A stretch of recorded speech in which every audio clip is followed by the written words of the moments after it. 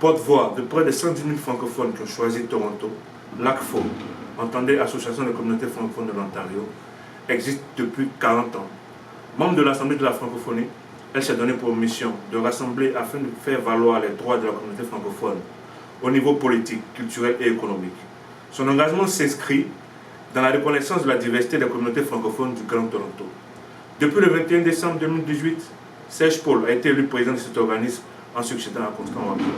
Pur produit du multiculturalisme, il est originaire de France, né en Iran, de père français et de mère égyptienne. Serge Paul est un professionnel du marketing et des relations publiques. Serge Paul est l'invité de cette édition. Bonjour et bienvenue dans l'édition Regard. Je suis Herman Miguel.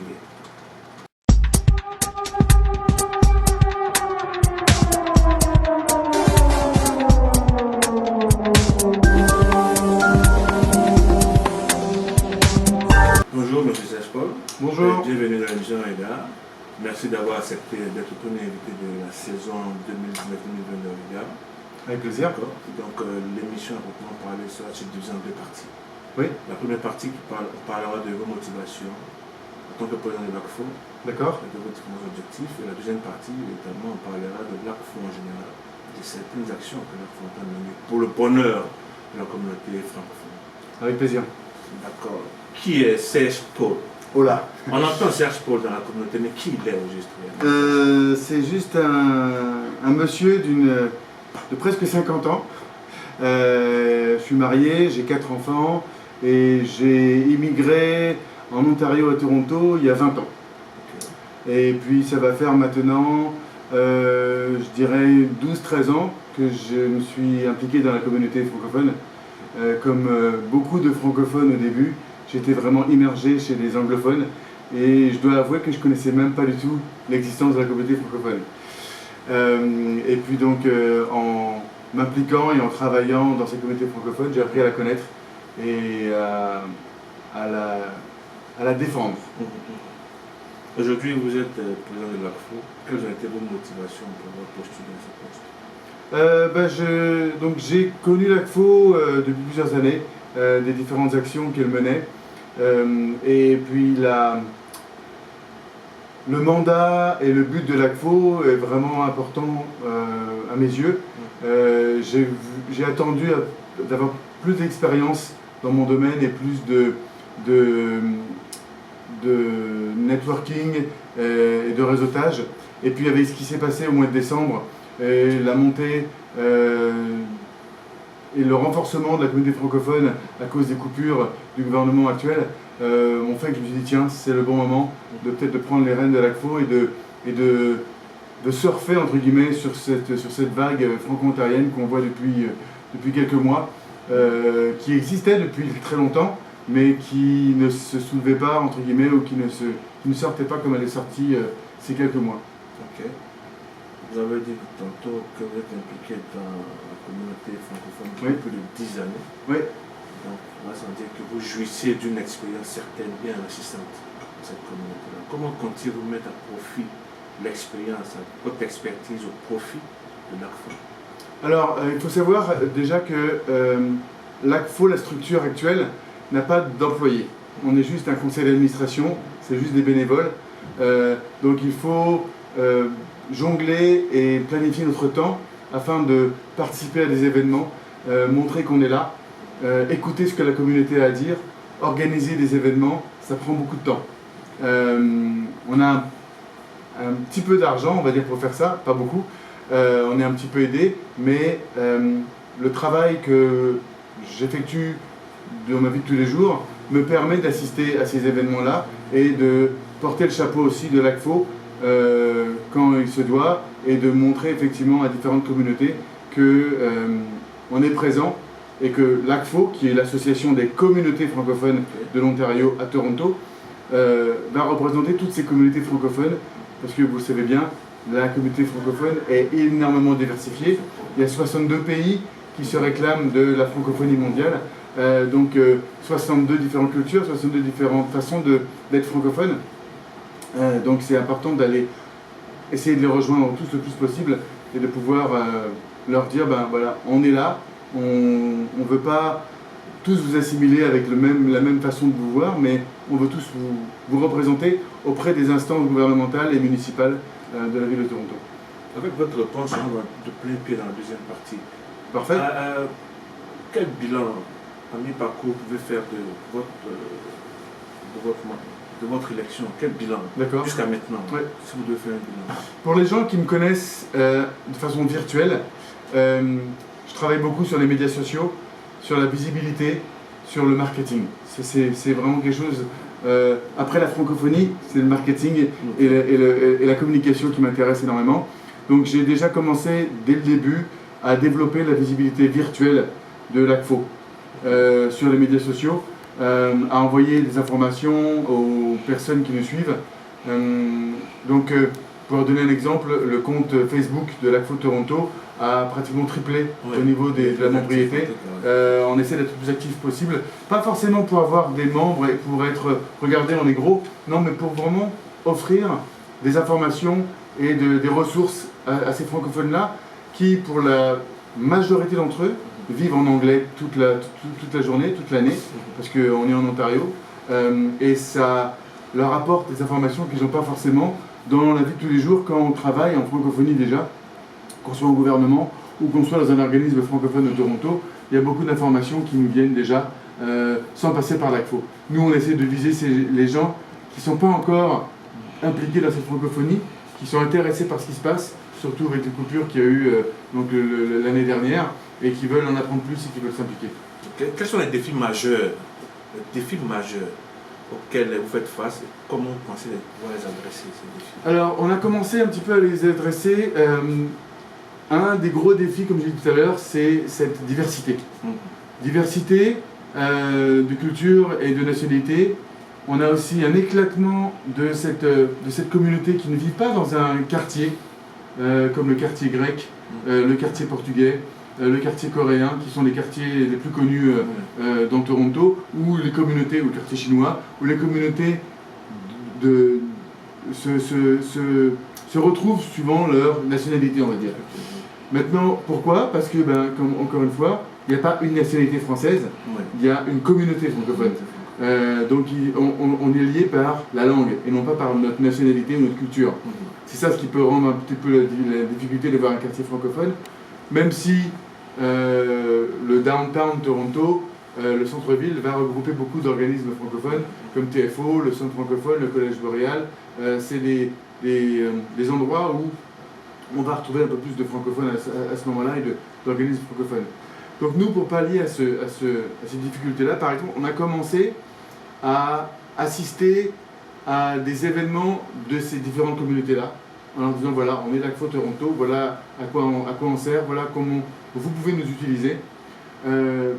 Des événements comme les levées de drapeaux, donc les levées de drapeaux d'Haïti, du Maroc, du Cameroun, de la Côte d'Ivoire. Donc vraiment, on a une liste d'événements déjà qu'on a mis en place où on va assister à ces levées de drapeaux, être là avec la communauté quand ils se réunissent pour cet événement-là important. On va assister à des événements qui sont organisés aussi par les associations culturelles, être là pour eux et puis les écouter. Chacun a différents besoins, dépendamment de cette culture-là. Donc pour l'instant, on en est à les écouter et à regrouper tous ces besoins pour pouvoir y répondre et pour pouvoir remonter ça après au niveau des instances gouvernementales et municipales. Okay. Le thème franco-ontarien, c'est un thème qui suscite apparemment beaucoup de polémiques. D'accord. Franco-ontarien. Certaines communautés francophones estiment qu'elles sont juste utilisées pour gonfler les chiffres statistiques. Ok. D'accord. Que pouvez-vous dire à ce sujet? Quel est votre point de vue là-dessus? Parce que d'aucuns disent que on est franco-ontarien pour certaines personnes quand ça arrange et quand ça nous arrange pas, on n'est pas bon, voilà. C'est déplorable. Je trouve ça dommage. Je trouve ça dommage qu'il y ait cette exclusion, mais j'ai déjà entendu ça pour ma part. Même moi qui viens de la France, on m'a déjà dit tu es franco-ontarien d'adoption. Il faudrait toujours que j'ajoute ça, même si pour moi et pour les membres du CA de l'ACFO, franco-ontarien ou francophone, c'est quelqu'un qui parle français. Okay. Donc quelqu'un qui parle français en Ontario. Maintenant, c'est vrai qu'il y a eu des changements au niveau des statistiques.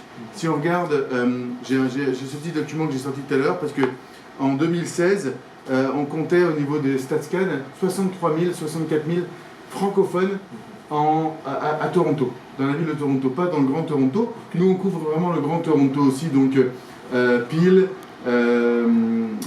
York et puis Durham. Donc c'est vraiment tout ça. Si effectivement on prend cette Grand Toronto, il y a presque 100 000 francophones. Et si on prend juste Toronto, nous on va couvrir aussi les francophiles qui ne sont pas forcément première langue ou qui sont des alliés et qui vont aussi nous servir. Maintenant, on s'est rendu compte, il y a quelques années, que la façon dont les francophones étaient comptabilisés, c'était ce qu'ils marquaient sur leur feuille de recensement, où ici marquait français première langue, ils étaient à ce moment-là considérés comme francophones. Mais maintenant, si on prend l'exemple, je sais pas, d'une famille sénégalaise qui va parler le Wolof et le français à la maison, ben, ils vont marquer peut-être autre langue en première langue et le français en deuxième langue. À l'époque, ils ne seront pas considérés comme francophones ou franco-ontariens, on va dire, donc parlant français en Ontario. Je veux vraiment répéter ça parce que pour moi, je ne veux pas qu'il y ait de confusion. Un francophone, pour moi, c'est quelqu'un qui parle français en Ontario. Donc il y a eu, on appelle ça la DIF au niveau statistique, et c'est la définition inclusive de la francophonie qui a voulu intégrer, outre les personnes qui parlent français comme langue maternelle, celles qui n'ont ni le français ni l'anglais comme langue maternelle aussi, mais qui le parlent quand même à la maison.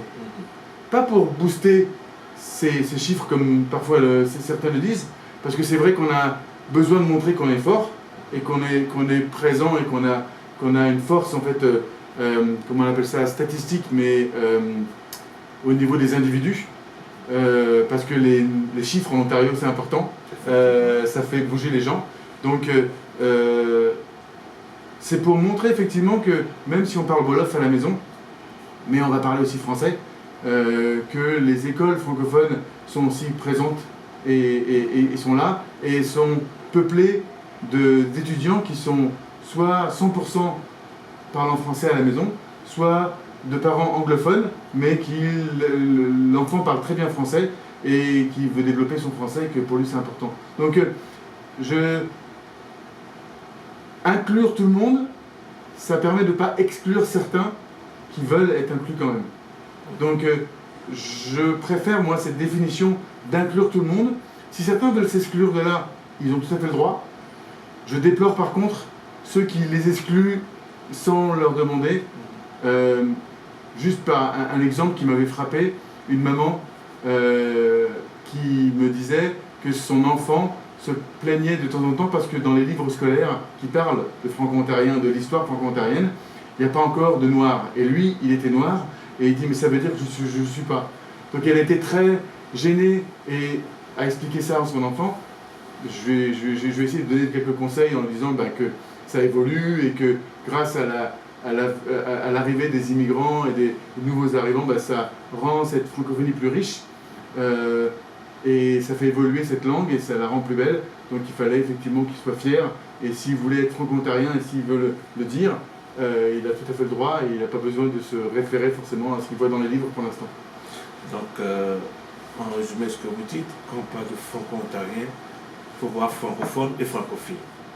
Oui, tout à fait, exactement. Et il y a beaucoup de francophiles qui se sentent honorés d'être considérés comme franco-ontariens. C'est assez intéressant de voir cet aspect-là, et que beaucoup de francophiles cherchent vraiment à avoir des ressources en français, à parler en français et de vivre de plus en plus en français. C'est un peu exotique, mais c'est aussi économique, et c'est aussi l'amour de la langue française en fait. Il y a beaucoup, nous on prend ça comme un acquis parce qu'on l'a ça depuis la naissance et on le parle tous les jours et on se rend plus compte, mais les gens qui n'ont pas l'occasion de leur parler, le plus souvent ils peuvent en parler, le plus ils sont contents et ça leur donne beaucoup de joie.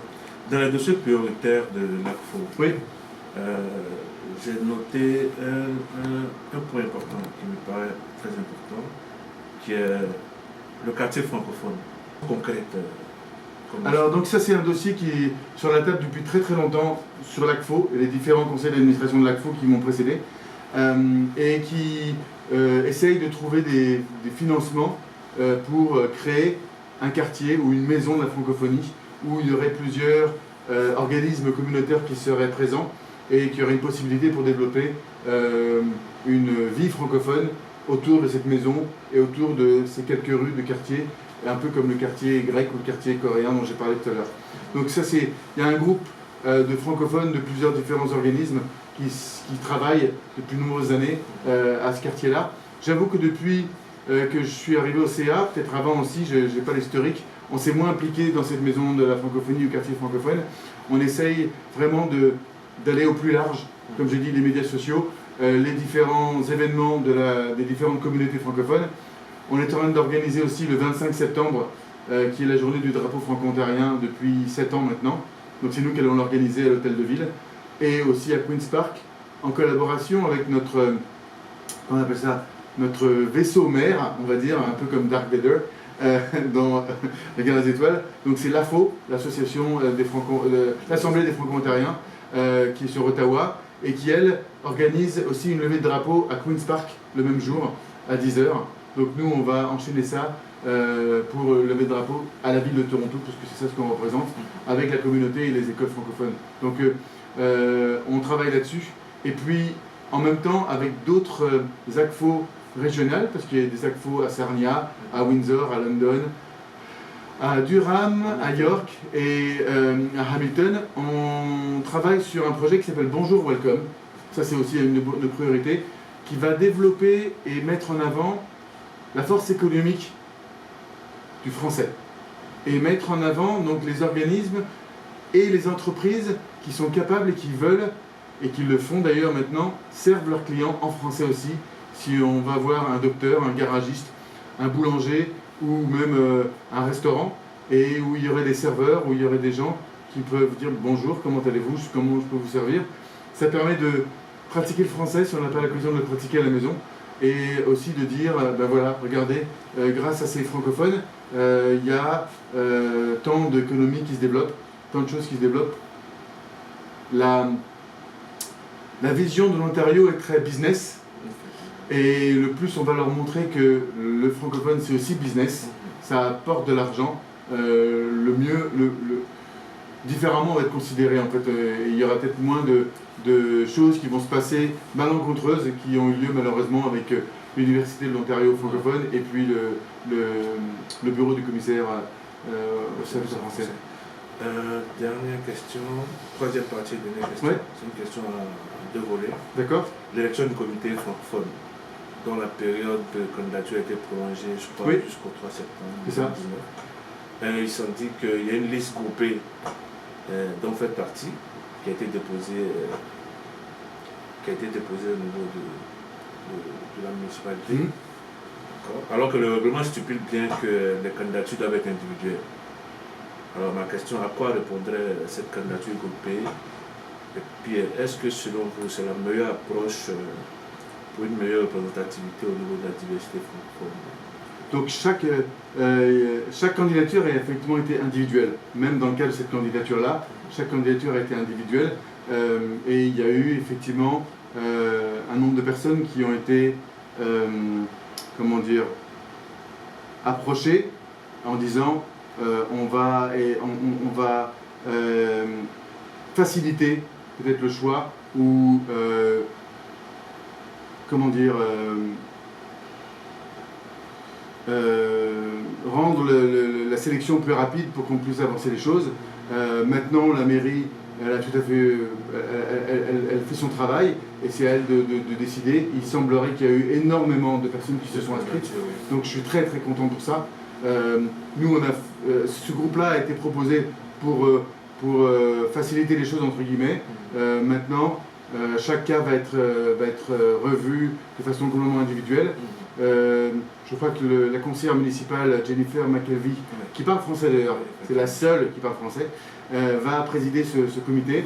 Et puis donc ils ont décidé de vraiment revoir chaque candidature.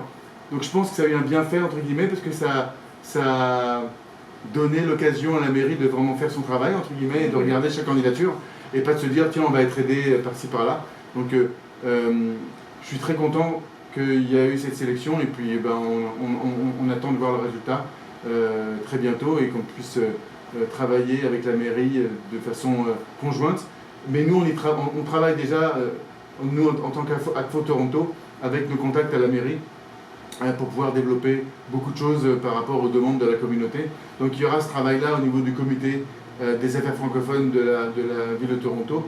Et puis nous, on va travailler aussi au niveau de l'Acfo pour les aider et puis aider le conseil municipal et le maire de Toronto pour faciliter en fait les communications et le travail auprès de la francophonie. Okay. Un mot de fait, un message à l'endroit de toute la communauté francophone.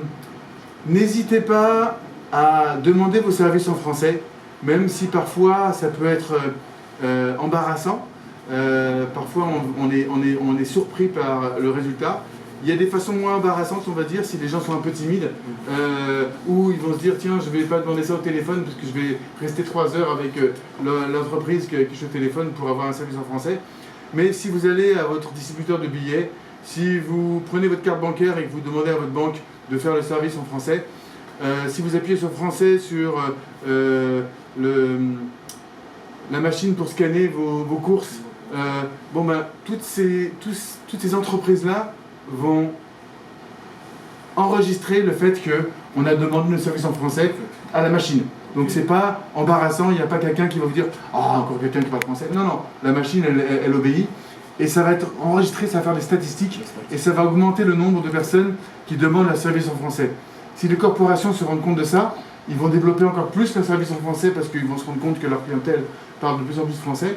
Si eux font ça, les municipalités et le gouvernement, ils se rendent compte aussi, et ils vont bouger aussi. Et donc moi, j'ai un motto que j'essaye un peu d'appliquer à l'Acfo Toronto, c'est si vous essayez de dormir avec un moustique dans la chambre, jamais vous pourrez dormir. Ouais. Donc on est le moustique et il ne faut pas avoir peur d'être trop petit. On a une force et nous à l'Acfo Toronto, on va être là pour la démontrer. Ok, merci M. Serge pour le dialogue. Avec plaisir, merci à vous.